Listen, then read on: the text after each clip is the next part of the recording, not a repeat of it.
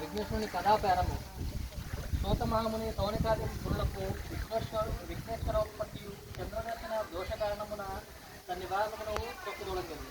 పూర్వము గజరూపమున రాక్షసుడు ఈశ్వరుని శివుని గూర్చి ఘోర తపకు అనర్చను. అతని తపలోకం ఎత్తి పరమేశ్వరుడు ప్రత్యక్షమై వరంపు కోరుకోమరడు. అంత ఆ గజాసురుడు పరమేశ్వరుని స్తుతించి, స్వామి ఈ వెళ్ళప్పుడు నా రుద్రమునందు వండవలని కోరెను.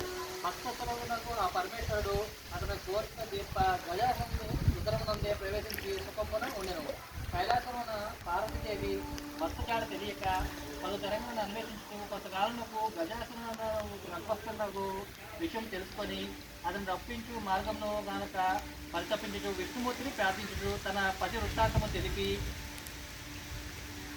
మహాత్మా, నీకు పూర్వం భస్మాసురుని బారి నుండి నా పతిని రక్షించి నాకు యశంకితివి. ఇప్పుడు కూడా ఆ ఉపాయం ఇచ్చి నా పతిని రక్షింపము అని విలపింప శ్రీహరి ఆ పార్వతిని ఊరడించి పంపెను.